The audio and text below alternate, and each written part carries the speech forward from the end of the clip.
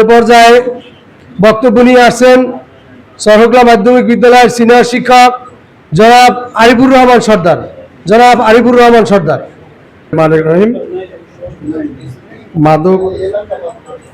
মাদক মুক্ত সমাজ গঠন লক্ষ্যে আলোচনা সভার সম্মানিত সভাপতি, সম্মানিত প্রধান অতিথি, এখানে উপস্থিত সম্মানিত অন্যান্য অতিথিবৃন্দ এবং আমার শিক্ষক ভাইয়েরা, আসসালামু আলাইকুম। মাদক মুক্ত করতে পারে প্রথমে শিক্ষক সমাজ। কারণ আমাদের স্কুলে যে সমস্ত ছেলেমেয়েরা আসে, সে সমস্ত ছেলেমেয়েরা যদি আমরা তাদের মাদক সম্পর্কে বলি, মাদকের কুফলগুলো বলি, মাদক খেলে আমাদের কি হয়, মাদকের কুফলগুলো তাদের বলি, আমার মনে হয় তারা মাদকাসক্ত হবে না। একটা সন্তান যদি মাদকাসক্ত হয়, সেই ফ্যামিলি ধ্বংস হয়ে যায়। সে একটা সন্তান, আপনি দেখবেন আমরা অনেক পেপার পত্রিকায় পড়েছি যে এই সন্তান মাদকাসক্ত। এরকমের আছে, ঐশী নামক এক মেয়ে মাদকাসক্ত হয়ে তার বাবা মাকে নিজে জবাই দিয়েছে। এরকমের অনেক আমরা দেখেছি। অনেক ছেলেরা এত পরিমাণ মাদকাসক্ত হয়, বাধ্য হয়ে মা বাবা তার সন্তানকে মেরে ফেলায়।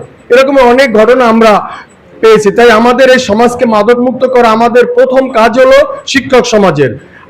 আমরা শিক্ষকরা যদি ওদের ক্লাসে বসে মাদকের কুফল সম্পর্কে ভালোভাবে বলি, আমার মনে হয় এই কথাটা চারদিকে ছড়িয়ে যাবে। তাহলে মাদকাসক্ত লোকের সংখ্যা আমাদের সমাজে কম থাকবে।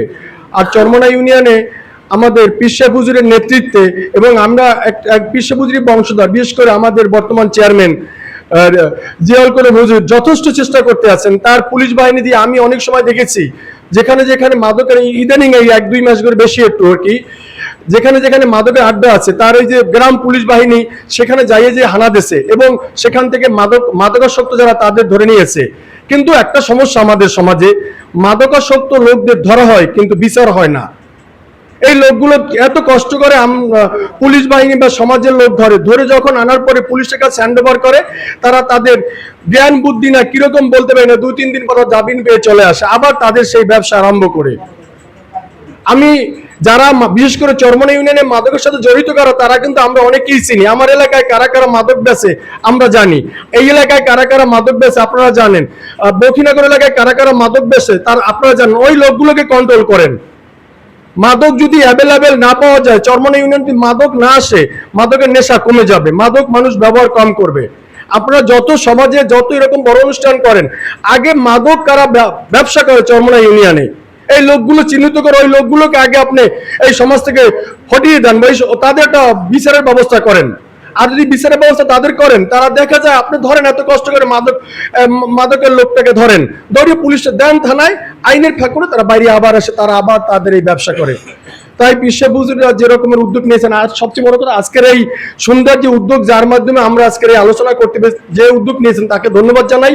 এবং সবচেয়ে মেইন কথা হুজুর, আমি আবারও বলি, যারা এর সাথে জড়িত, যারা এই চরমোনা ইউনিয়নে মাদক এনে বিক্রি করে, আমি আমার এলাকায় কারা মাদক এনে বিক্রি করে আমি জানি। আমার স্কুলে সন্ধ্যার পরে অনেক সময় আমরা চলাফেরা করি, দেখি অনেক ছেলেমেয়েরা বসে বসে মাদক ব্যবহার করে।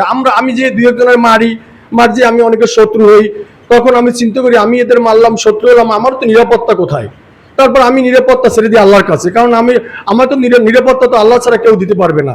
তাই আমি হুজুরের মাধ্যমে একটা কথাই আমি বলবো, যারা আমাদের চরমোনাই মাদকের ব্যবসার সাথে জড়িত তাদের চিহ্নিত করে তাদের আপনি আইনি ব্যবস্থা করেন, দেখবেন অটোমেটিক ভাবে চরমোনা ইউনিয়নে মাদক অটোমেটিক ভাবে দূর হয়ে যাবে।